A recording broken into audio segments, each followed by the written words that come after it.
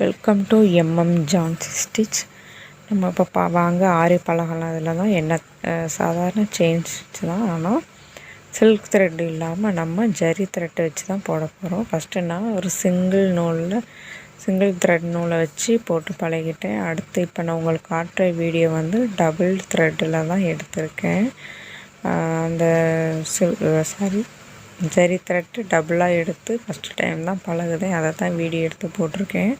ஆனால் அடிக்கடி அந்த ஒரு நூல் தான் வந்துக்கிட்டே இருக்குது. அதை மட்டும் கொஞ்சம் நம்ம கவனமாக நல்லா ப்ராக்டிஸ் பண்ணணும். இதுக்கப்புறம் நான் நிறைய ஸ்டிச் போட்டிருக்கேன்.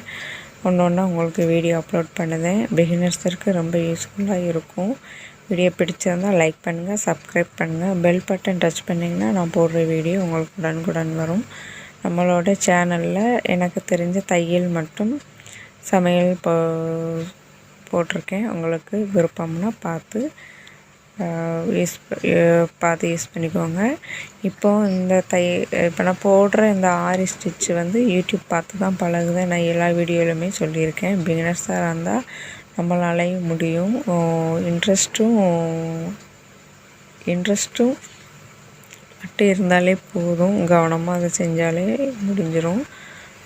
கட்டாயம் வீடியோ உங்களுக்கு எந்தளவுக்கு யூஸ்ஃபுல்லாக இருக்குன்னு கமெண்ட் பண்ணுங்கள். ஆரி நல்லா தெரிஞ்சவங்களும் இந்த வீடியோ பார்த்தீங்கன்னா நான் எதுவும் மிஸ்டேக் இருந்தாலும் கமெண்ட் பண்ணுங்கள், அதை நான் திருத்திக்கிறேன். யூடியூப் மட்டுமே பார்த்து நான் ஆரி கற்றுக்கிட்டு இருக்கேன். தேங்க்யூ. ஒவ்வொரு செயினுமே நீங்கள் கவனமாக அந்த 2 த்ரெட்டு வருதா அப்படிங்கிறத கவனிச்சுக்கோங்க. அதை கவனிச்சுக்கிட்டே நம்ம ஸ்டிச் போட்டால் யூஸ்ஃபுல்லாக நல்லா வந்துடும். இன்னொன்று மெயினாக அந்த கோட்டுலேயும் போட பாருங்கள். நான் வந்து இதுக்கு அடுத்த வீடியோவில் காட்டுதேன் பாருங்கள்.